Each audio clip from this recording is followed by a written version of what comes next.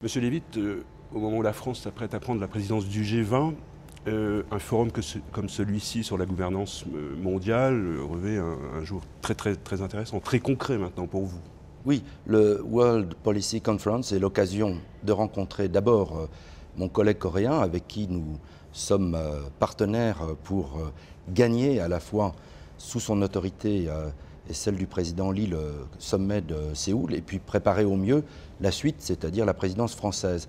Mais c'est l'occasion aussi de rencontrer des personnalités venues de tous les horizons, des gouvernements, des pays membres du G20 ou non membres du G20 mais que nous voulons écouter, et puis des grands patrons, des chefs d'entreprise, des journalistes, des leaders d'opinion.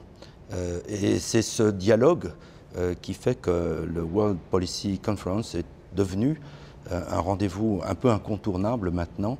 Je crois que c'est le seul endroit qui est choisi de se concentrer sur un des sujets les plus difficiles de notre temps: comment organiser la gouvernance mondiale pour qu'elle soit efficace tout en restant légitime. C'est une question qui a l'air un peu abstraite comme ça, mais quand on est aux Nations Unies, quand on est au G20, on voit à quel point c'est une question très concrète et combien le dialogue entre les puissances, celles qui sont dedans, celles qui ne sont pas dedans, est un sujet délicat qui demande à la fois beaucoup de doigté, beaucoup de volonté. Et je dois dire que la présidence coréenne du G20 fait un travail absolument admirable, pas seulement parce qu'ils sont remarquablement organisés, mais aussi parce qu'ils ont le souci d'être à l'écoute de tout le monde. Dites-nous quelques mots des priorités de la France à l'occasion de cette présidence. Il s'agira d'abord de continuer le travail engagé. Depuis que le président Sarkozy a pris l'initiative de proposer un sommet pour traiter la crise, un énorme chemin a été parcouru qui n'aurait pas été possible sans la crise.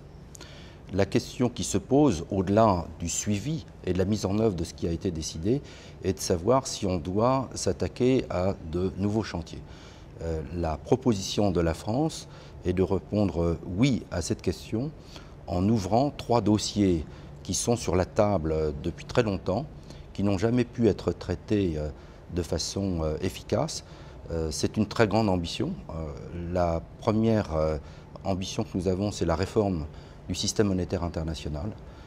Depuis les années 70, on vit dans un non-système monétaire. Est-ce qu'on peut s'organiser? Naturellement, la réponse ne sera pas apportée en un an, mais on souhaite ouvrir le dossier et on pense que le G20 est le meilleur cadre possible pour en parler avec efficacité et dans un esprit positif.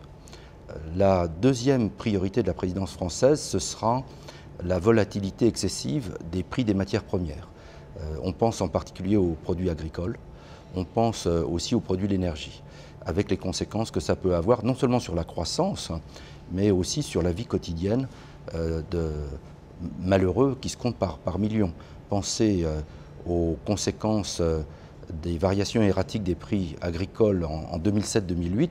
Vous avez eu des émeutes de la faim à Dakar, à Haïti, etc. Et puis le troisième sujet, c'est celui que j'évoquais à l'instant, c'est-à-dire la gouvernance mondiale.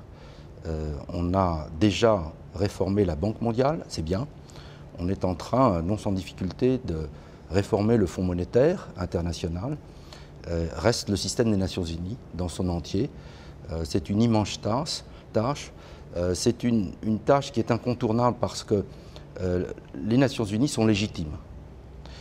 Mais sont-elles efficaces? Sont-elles en mesure de répondre aux défis de notre temps?